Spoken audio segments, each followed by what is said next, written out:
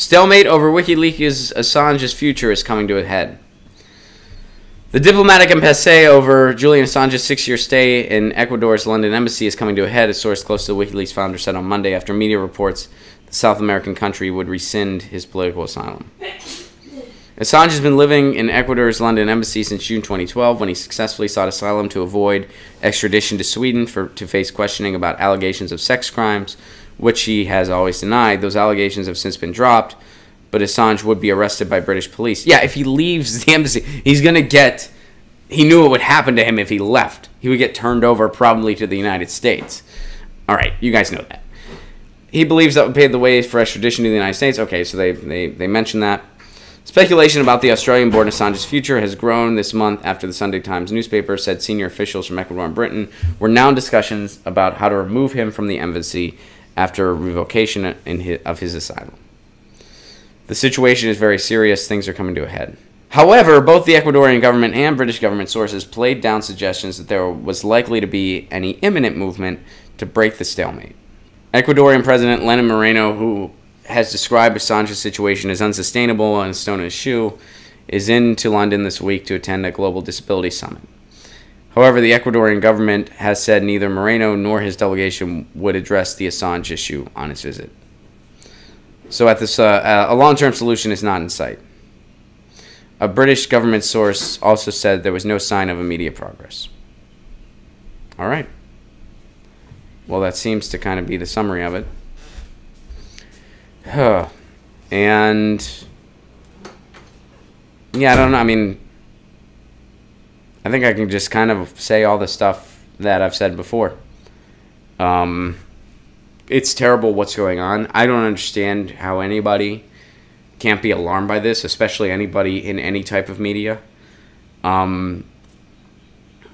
This is a guy that has never published a false document, at least not to my knowledge, and nobody else has any reports of it either, to my knowledge.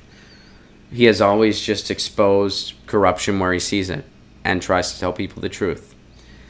And all of a sudden, because of intense partisan hackery, he's viewed as a bad guy on the corporate left, when he used to be the hero of the corporate left, and a lot on the real left still see him as such. He publishes the truth the way he sees it. He doesn't sugarcoat it. That's what journalism is supposed to be. That's real journalism. As George Orwell says, anything else is just PR. So Julian Assange is a true journalist, and he's one of the few. There are not many true journalists out there. There's a handful, and he's one of them. And the demonization of him is beyond my scope of understanding. As a result of it, even if Trump did want to do something like pardon him, which I don't think Trump wants to do, but even if Trump did want to do that, he wouldn't be able to, because it would be, or technically he would be able to, but he wouldn't be, it would be political suicide for him if he did, which is a shame.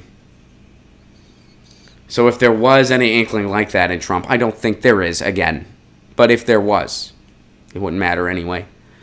And it's truly disgusting. And as an American, our treatment of whistleblowers, and this isn't just currently, this can be, go back to Obama, go back to Bush, and on and on.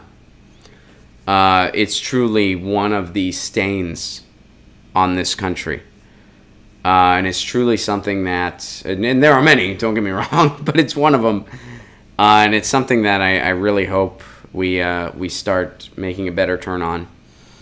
And, I try to help when I can, as far as, being there for those vigils. And yeah, I don't really... Right now, we're just playing the waiting game, and as Tom Petty put it, to bring it back to Music Monday, the waiting is the hardest part. Get your news on with Ron. Don't you want to know what's going on? We're getting our news on today. Get your news on with Ron. Don't you want to know what's going on? We're getting our news on today. You can tweet me an article at Ron Placone. We'll go through it together and make it our own. Get your news